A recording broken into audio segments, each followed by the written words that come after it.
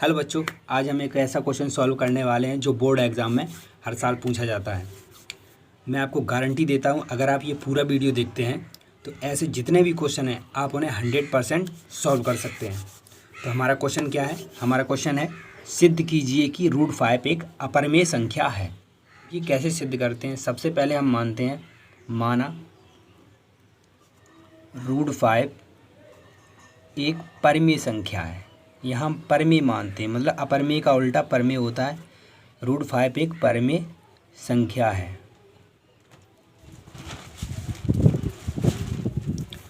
अब परिमेय संख्या तो आप जानते ही हैं, रूट वाली संख्याओं को छोड़ दिया जाए तो सारी संख्याएं परिमेय संख्याएं होती हैं।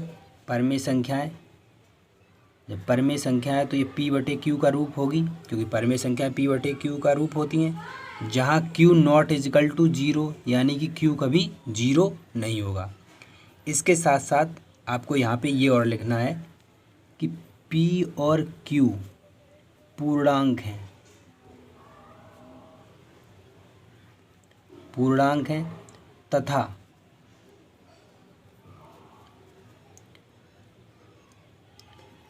p/q सह अभाज्य संख्याएं हैं। सह अभाज्य संख्या है। इस क्वेश्चन का मेन पॉइंट ये है कि p और q सह अभाज्य संख्याएं, इसी पर पूरा क्वेश्चन चलेगा। तो इसे समझना बहुत ही ज़रूरी है कि p q सह अभाज्य संख्याएं हैं। और सह अभाज्य संख्याएं क्या होती हैं? वे संख्याएं जिनका HCF 1 हो, जैसे कि 2 और 5। इनमें कुछ भी कॉमन है, कुछ भी कॉमन नहीं है, केवल एक कॉमन आएगा इनमें। अगर आप इसके फैक्टर करिए, 2 के फैक्टर करिए तो 1 × 2, और अगर 5 के फैक्टर करिए तो 1 × 5। तो इनमें क्या कॉमन आ रहा? केवल एक। तो इनका HCF क्या होगा? 1 होगा। ऐसे ही आप मान लीजिए 11 और 15, इनका HCF भी 1 होगा। इनका भी HCF 1 होगा, क्योंकि ये दोनों सह अभाज्य संख्या हैं। तो सह अभाज्य वे संख्याएं होती हैं जिनका HCF 1 आता है, जिनमें HCF, अगर हम P और Q का HCF लें तो क्या आएगा? हमारा 1 आएगा। अब हम क्या करेंगे? दोनों पक्षों का वर्ग करेंगे। दोनों पक्षों का वर्ग करने पर तो √5 स्क्वायर अपॉन p/q का स्क्वायर। तो √5 का स्क्वायर करेंगे तो ये आपका 5 आएगा। p का स्क्वायर करेंगे तो p² आएगा। q का स्क्वायर करेंगे q² आएगा। यहाँ पे हम क्या करते हैं? हम q का मान निकाल लेते हैं। q हमारा इधर चला गया और 5 p के नीचे आ गया, यानी कि p² अपॉन 5 ये हो गया। इसे हम समीकरण फर्स्ट डालेंगे। अब कहेंगे कि यदि 5 p² को विभाजित करता है,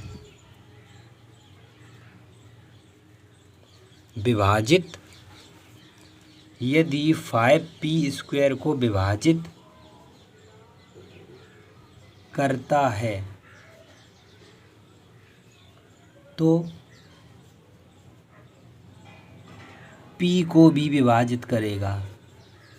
p को भी विभाजित करेगा।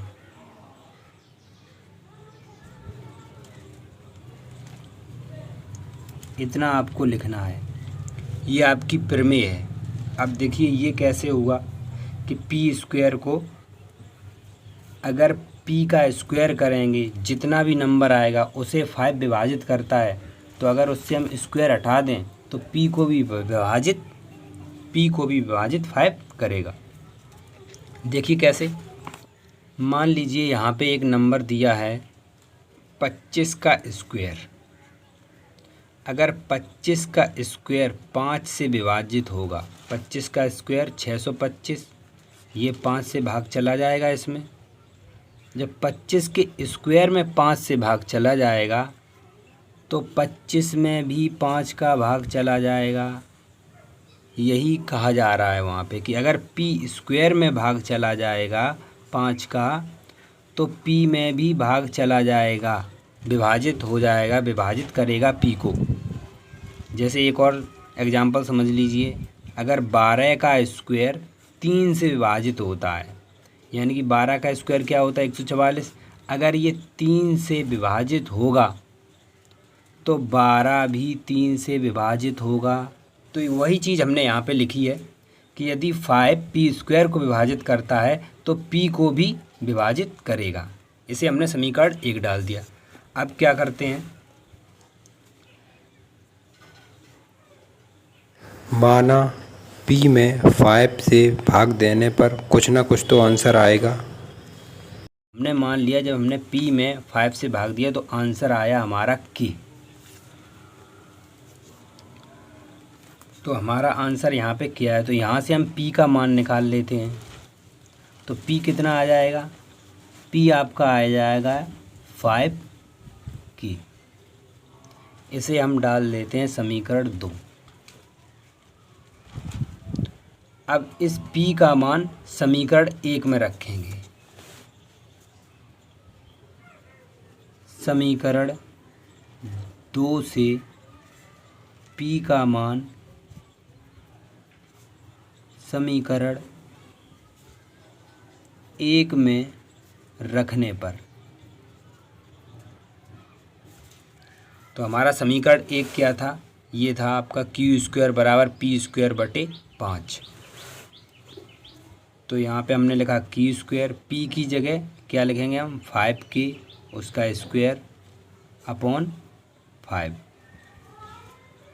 इसे हम सॉल्व करेंगे तो ये क्या आएगा, पी का 5 का स्क्वायर 25, के का स्क्वायर बटे 5। 5 से हम काट देंगे, 5 25। तो ये आपका आएगा क्यू स्क्वायर बराबर 5 के स्क्वायर। यहाँ से अब हम के का मान निकालेंगे। तो के का मान हम कैसे निकालेंगे, 5 को हम इधर भेज देंगे क्यू के नीचे, तो क्यू स्क्वायर बटे 5 बराबर के स्क्वायर। ये हमारा के का मान निकला है। कि स्क्वायर का जो मान आया वो आया आपका क्यू स्क्वायर बटे 5। इसे हम समीकरण 3 डालते हैं। अब वही लाइन जो लिखना है आपको, जो लाइन आपने समीकरण फर्स्ट में लिखी थी, ये देखिए कि यदि p 5 पी स्क्वायर को विभाजित करता है तो p को भी विभाजित करेगा। यही लाइन यहाँ पे भी लिखनी है। अब ये q के लिए लिखनी है, यदि यदि 5 क्यू स्क्वायर को विभाजित करेगा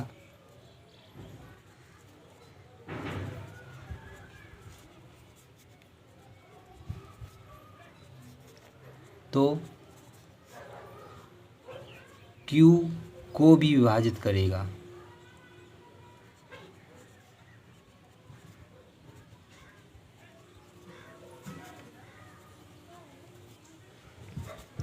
वही लाइन हमने लिख दी। तो देखिए समीकरण फर्स्ट और समीकरण थर्ड, समीकरण हमारा फर्स्ट ये था, समीकरण फर्स्ट ये था। यहाँ पे पी स्क्वायर को 5 विभाजित कर रहा है, यानी पी को 5 विभाजित कर रहा है। और समीकरण थर्ड क्या कह रहा है हमारा कि क्यू को 5 विभाजित कर रहा है। ठीक है, तो स्पष्ट है हमारा कि समीकरण 1 व 3 से स्पष्ट है कि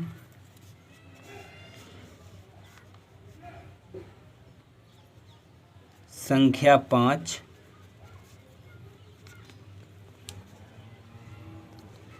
पी और क्यू दोनों को विभाजित करती है।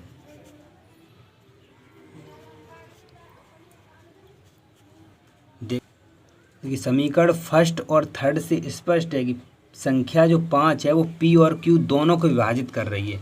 यानी इसका मतलब क्या हुआ कि P और Q का एक उभयनिष्ठ गुणनखंड क्या है 5, यानी कि इसका HCF क्या है, अर्थात इसका क्या मतलब हुआ कि जो हमारा HCF आएगा P और Q का वो क्या आएगा 5। अब यहीं पे देखिए, इससे पहले जब हमने क्वेश्चन की शुरुआत की थी तो हमने कहा था कि P और Q का HCF 1 आएगा और ये भी कहा था P और Q सहअभाज्य संख्या हैं। यहाँ पर HCF 1 आ रहा है P और Q का, और इस जगह P और Q का HCF 5 आ रहा है। तो ये सवाल गलत हो रहा है। तो ये क्यों गलत हो रहा है? तो ये इसलिए गलत हो रहा है कि जो हमने कल्पना की थी कि √5 एक परमेय संख्या है, वो गलत की थी। अब हम लिखेंगे P और Q सहअभाज्य संख्या नहीं है।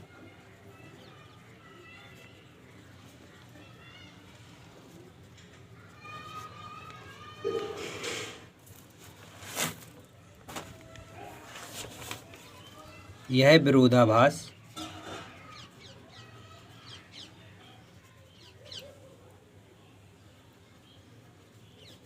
विरोधाभास इस कारण हुआ,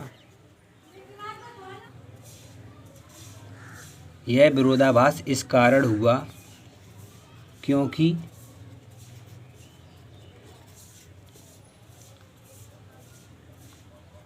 हमारी कल्पना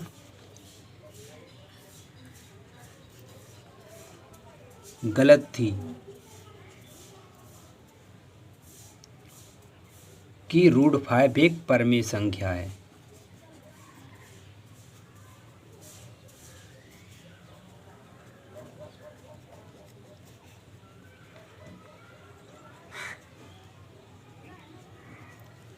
तो हमने जो माना था कि √5 एक परमेय संख्या है, वो हमारी कल्पना गलत थी।